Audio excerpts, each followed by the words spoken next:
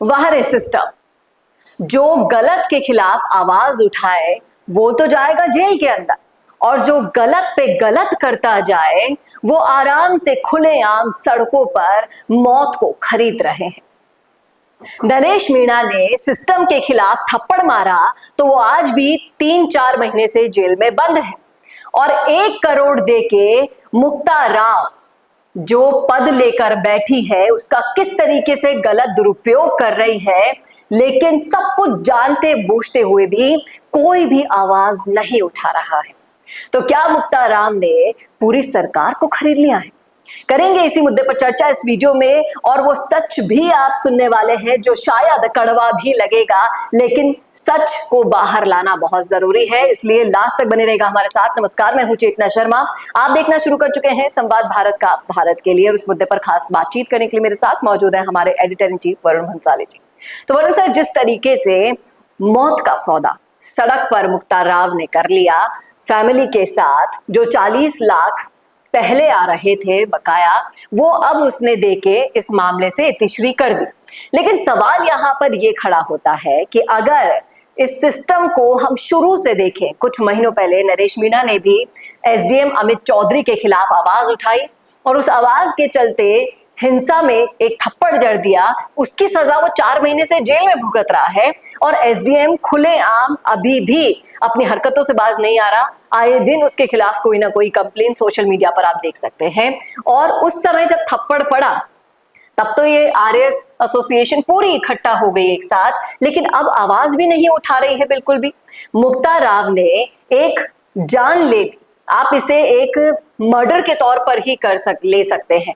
आपको क्या लगता है कि किरोड़ी लाल मीणा जैसा नेता सबके सामने आकर खुलेआम कह गया कि ये करप्ट है, उसके बावजूद भी ऐसी कौन सी शक्ति है जो सरकार और इस प्रशासन को घुटने पर ले आई है?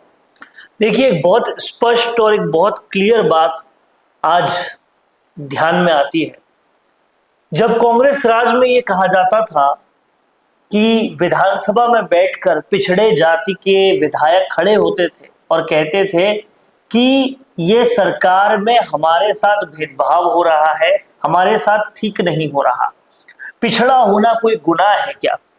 आज वो बात सच साबित होती हुई नजर आ रही है, क्योंकि नरेश मीणा पिछड़े जाति के हैं और क्योंकि उनसे यही एक्सपेक्ट शायद प्रशासन किया जाता है कि अगर इन्हें ये कोई गुनाह करते हैं, चाहे वो सच्चाई की आवाज के लिए कर रहे हो या किसी के लिए भी करो, थप्पड़ भी मार देंगे तो सजा बहुत बड़ी होगी।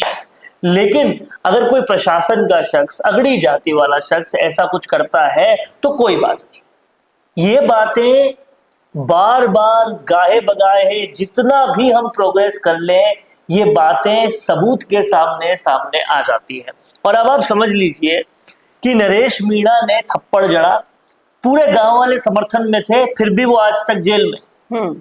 और यहां मुक्ता राव ने पैसे नहीं दिए, किसी ने सुसाइड कर लिया, उनको किसी ने पूछा तक भी नहीं।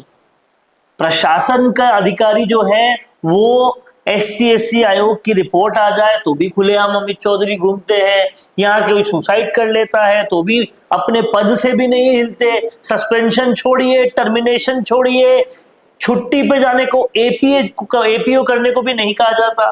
तो इससे समझ में आ जाता है कि क्या अहमियत है अगर कोई जनता का बाशिंदा, कोई सिंपल आदमी या कोई पिछड़ी जाति का आदमी कोई काम कर दे तो हल्की सी चोट भी बहुत बड़ी लगती है और वो सीधा सीधा जेल में जाते हैं। लेकिन जिस तरीके से मुक्ता राव के भाई जो काफी बड़े लाइजनर माने जाते हैं, तो यहाँ पर सबसे बड़ा सवाल तो एक खड़ा ये होता है कि देखिए, भ्रष्टाचार के खिलाफ शुरू से आवाज उठाई है, 1 करोड़ रुपए राशि देके पहले तो वो अपने इस मुकाम पर पहुंची है, और जिस तरीके से आपने एक व्यक्ति की अब जान ले ली है, उसको आप 40 लाख में खरीद लेते हो। क्या 40 लाख में वो व्यक्ति जो 2 बिलखते बच्चे, बिलखती पत्नी, बूढ़े माँ बाप छोड़ के गया है, क्या उनकी पूरी जिंदगी निकल जाएगी? इसके ऊपर से एक और बात भी है, जब आपके इस कहीं ना कहीं अन्याय की आवाज आपका कैबिनेट का मंत्री भी उठा रहा है, लेकिन क्योंकि वो भी पिछड़ी जाति का है इसलिए सुनाई नहीं दे रही। उन्होंने आवाज उठाई, किरोड़ी लाल मीणा ने, उन सारे गलत तरीके से एसआई भर्ती में भर्ती हुए लोगों की, तो भी आज तक कुछ नहीं हुआ। बड़े मगरमच्छ नहीं पकड़े गए। वो बैच अगर नहीं पकड़ा जाएगा तो ये तो अभी एक मर्डर हमारे सामने आया है, आप इसे मर्डर के तौर पर ही लेंगे, और इसके बाद ये भ्रष्ट एसोसिएशन मिलके न जाने कितनी ऐसी आत्महत्याएं तो करवा रहे हैं। आपको समझना होगा कि बार बार किरोड़ी लाल मीणा सबूत के साथ मुद्दे उठाते हैं, सरकार कुछ नहीं करती, प्रशासन कुछ नहीं करता। प्रशासन जहां इन्वॉल्व हो वहां तो कुछ होता ही नहीं है। जो भर्तियों के मामले हैं उसमें भी कुछ नहीं होता है।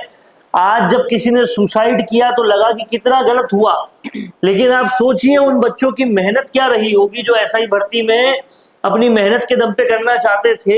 सालों साल पढ़ाई की होगी, लेकिन कोई पैसे देकर वहां पर भी पहुंच गया, पैसे देकर सीट पे भी पहुंच गई मुक्ता राव। ये सब कुछ चल रहा है।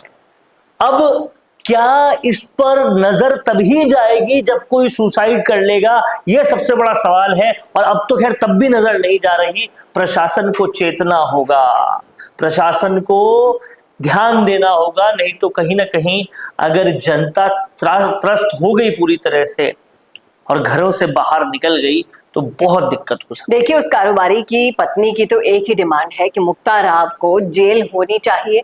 हालांकि ये काम वो पहले कर देती तो ये आत्महत्या नहीं होती, लेकिन अब जब ये मामला इतना आगे बढ़ चुका है और सरकार और प्रशासन की चुप्पी जानलेवा बनती जा रही है, कहीं ना कहीं ये मामला, आपको नहीं लगता कि विपक्ष को संज्ञान में लेना चाहिए? विपक्ष के पास बैठे बिठाए एक बहुत ही बढ़िया मुद्दा। दिक्कत यही तो है कि विपक्ष तो पूरी तरह से जीर्ण शीर्ण होकर बैठा है, शून्य होकर बैठा है, कुछ भी नहीं करता है। विपक्ष का काम या तो राजकुमार रोत करते हैं, या हनुमान बेनीवाल करते हैं, या फिर खुद किरोड़ी लाल मीणा करते थे सत्ता पक्ष में होते हुए।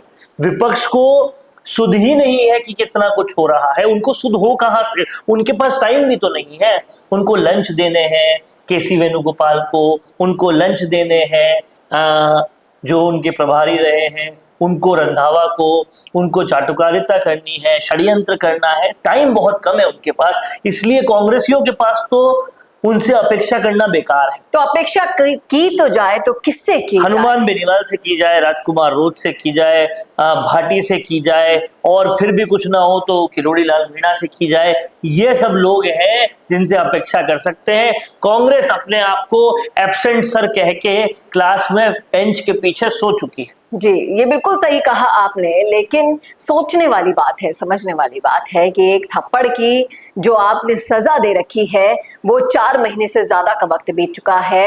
आप अपनी जबान पर कायम नहीं रहे। 31 मार्च कब तक की चली गई, लेकिन नरेश मीणा का कोई भी सुराग कि वो बाहर निकलकर कब आएंगे ये नहीं पता है। हर बार एक नई उम्मीद, नई किरण मिलती है और जितनी तेजी से वो ध्वस्त होती है वह हम सभी के सामने है। और उसके बाद ये जो आंखों देखी हाल है मुक्ता राव वाला, इसको नहीं भुलाया जा सकेगा, बशर्ते न्याय की उम्मीद अभी भी लगाई जा रही है कि पीड़ित परिवार को न्याय मिले। इस वीडियो को ज्यादा से ज्यादा शेयर कीजिएगा ताकि उन जिम्मेदार लोगों के कानों पर जू रहेंगे। और जब तक हम शांत नहीं बैठेंगे तब तक इस पीड़ित परिवार को न्याय नहीं मिल जाए, जब तक तो बिल्कुल भी नहीं। क्या कहते हैं आप इस मुद्दे पर? रखिएगा राय कॉमेंट बॉक्स में, कैसा लगा ये बताना ना भूलेगा। और ऐसे और वीडियोज के लिए देखते रहिए संवाद भारत का, भारत के लिए। नमस्कार।